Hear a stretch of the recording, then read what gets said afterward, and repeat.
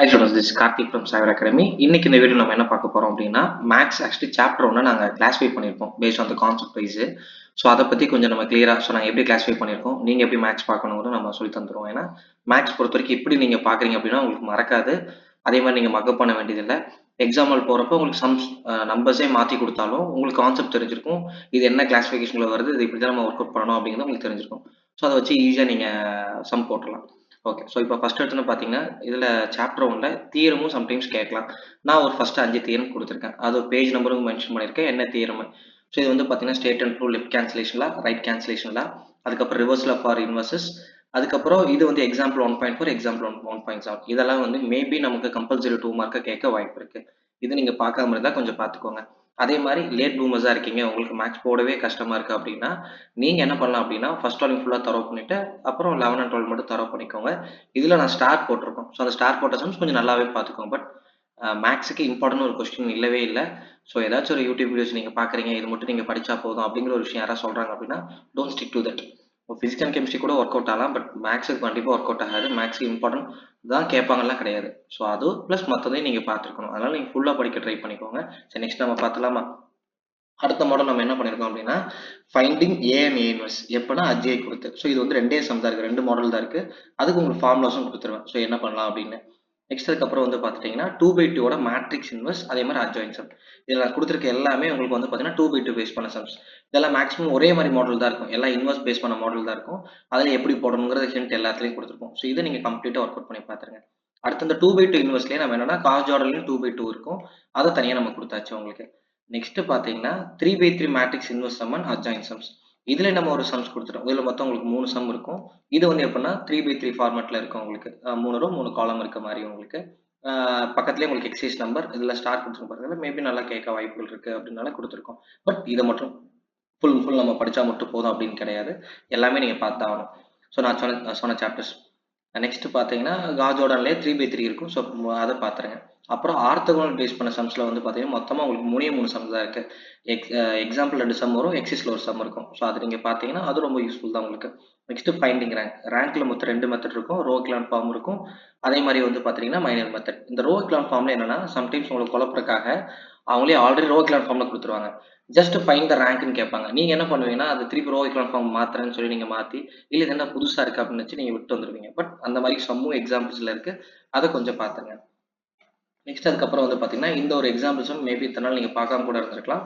So that matrix is non singular and reduce to the identity மேட்ரிக்ஸ்னு சொல்லிட்டு இது just cos என்ன பண்ணுறீங்க அதே ஸ்டெப் தான். பட் எக்ஸ்ட்ராவாக இது ஒரே ஒரு தனி இந்த மேட்ரிக்ஸ் எடுத்து எப்போ போல இந்த 100 010 001 ஃபார்மேட் கொண்டு வரணும். ஏன்னா நம்ம 3/3 மேட்ரிக்ஸ்.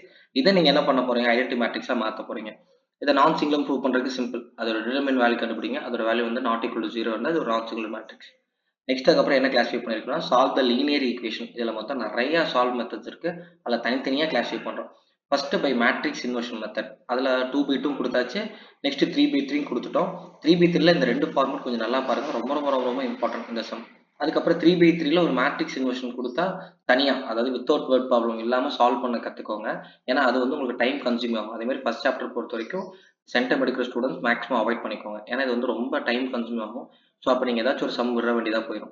ஸோ லேட் பூமர்ஸாக இருக்கீங்க, ஒரு மெல்ல கற்கும் மாணவர்களாக இருக்கீங்கன்னா அப்புறம் ஃபர்ஸ்ட் சாப்டர் நீங்கள் பார்த்தாலும் போட்டு தான் ஆகணும். பட் வேறு வழி இல்லை. ஏன்னா நீங்கள் செகண்ட் வால்யூமில் நிறைய மிஸ் பண்ணி பார்க்காம விட்டுருப்பீங்க. ஸோ அப்படிங்கும்போது இதை படித்தா தான் நம்ம அட்டன் பண்ணுற மாதிரி வரும். ஓகே. நெக்ஸ்ட் அடுத்த கிளாஸிஃபை பண்ணது கிராமர்ஸ் உள்ள மட்டும் 2/2 இருக்கும், அதே மாதிரி 3/3 இருக்கும். 2/2க்குனா எக்ஸ் அண்ட் ஒய் மட்டும் கண்டுபிடிப்பீங்க, 3/3னா எக்ஸ் ஒய் இசட் கண்டுபிடிப்பீங்க.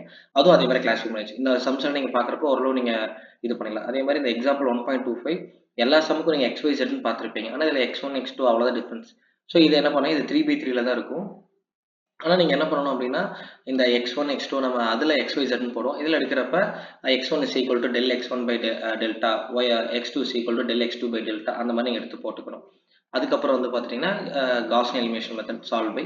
இதுலேயே நான் என்ன பண்ணுறேன்னா கடைசி 1.7 எக்ஸசைஸ் பார்த்தீங்களா, அதை நான் இதில் கொடுத்துருக்கோம். ஏன்னா இதுவும் அதுக்கு கிட்டத்தட்ட காஸியன் எலிமினேஷன் யூஸ் பண்ணுறாலும் அதை நம்ம கொடுத்துருக்கோம். மொத்தம் 2 பேலன்சிங் இருக்கும், ரெண்டுமே இங்கே உங்களுக்கு கொடுத்துறோம். அதுக்கப்புறம் வந்து பார்த்தீங்கன்னா உங்களுக்கு solving using rank method and consistency. இதில் மொத்தம் 2 மாடல் இருக்குது. ரெண்டுனா ஹோமோஜினியஸ் கொண்டு வரும், நான் ஹோமோஜினியஸ் வரும். ஸோ ஃபர்ஸ்ட் இங்கே நான் ஹோமோஜினியஸ் கொடுத்துருக்கோம். அது யூனிக் பேஸ் பண்ண சம்ஸ் என்னென்ன இருக்குது. அதில் 4 ரோஸ் கொடுத்த, அதாவது 4 ஈக்குவேஷன் கொடுத்ததும் இருக்குது, அதே மாதிரி 3 ஈக்குவேஷன் கொடுத்தது இருக்குது. ஸோ நீங்கள் 3 ஈக்குவேஷன் சால்வ் பண்ண கற்றுருப்பீங்க, பட் 4 தான் நீங்கள் கற்றுக்காமல் இருப்பீங்க. அதை கொஞ்சம் பார்த்துருங்க. அதே மாதிரி இன்ஃபினிட்லி மெனி சொல்யூஷன்லையும் உங்களுக்கு என்ன வரும்னா மொத்தம் 4 இருக்க மாதிரி உங்களுக்கு இருக்குது. அதே மாதிரி 3 இருக்க மாதிரி இருக்கும். ஸோ நீங்கள் 3ல ஒரு மாடல் ஒன்று போட்டு பார்த்துருங்க, 4ல ஒன்று போட்டு பார்த்துருங்க. அதே மாதிரி இன்ஃபினிட் மெனி சொல்யூஷன் 2 கேஸ் இருக்கும். நீங்கள் 2 கான்ஸ்ட் அசைன் பண்ணுறது இருக்கும், ஒரு கான்ஸ்ட் அசைன் பண்ணுறது இருக்கும். மேக்ஸிமம் நீங்கள் என்ன பண்ணால் 2 கான்ஸ்ட் அசைன் பண்ணுறது எப்படின்னு பார்த்து அதை சம் ஒர்க் அவுட் பண்ணுங்க. அப்புறம் நோ சொல்யூஷன் அதே மாதிரி தான் 4 ஈக்குவேஷன் இருக்க மாதிரி வரும். அப்புறம் ஃபைண்டிங் அன்னோன் வேல்யூ. இதில் இருக்கிற எல்லா சம்மே one of the most important. இதில் இருக்கிற மேக்ஸிமம் எல்லாமே நல்லா பார்த்துக்கோங்க. இந்த லேம்டா நியூ சம்ஸ், அப்புறம் finding the condition AB C is equal to A plus 2பின்னு உங்களுக்கு வர சம், அடுத்து லேம்டா மியூ, அதுக்கப்புறம் கே சம்ஸ், அதுக்கப்புறம் solving the homogeneous equation. Non homogeneous மாதிரி இந்த ஹோமோஜினியஸ் உங்களுக்கு வரும். அதுவும் கொஞ்சம் நல்லா பார்த்துக்கோங்க. அதில் ட்ரிவியல், நான் ட்ரிவியல், அதே மாதிரி உங்களுக்கு ட்ரிவியலில் 4 ஈக்குவேஷன் வர மாதிரி சம்ஸ் இருக்குது. அடுத்து டிட்டர்மின் த வேல்யூஷன் ஹோமோஜினியஸ். அங்கே நம்ம நான் ஹோமோஜினியஸ்க்கு பார்த்தோம். அதே மாதிரி இங்கே டிட்டர்மின் த வேல்யூஷன் ஹோமோஜினியஸ். இதுக்கு லேம்டாக்கு மொத்தம் 2 வேல்யூ வரும். அதுக்கப்புறம் இன்னொரு எக்ஸிசம்ல ஒரு லேம்டா சம் இருக்கும்.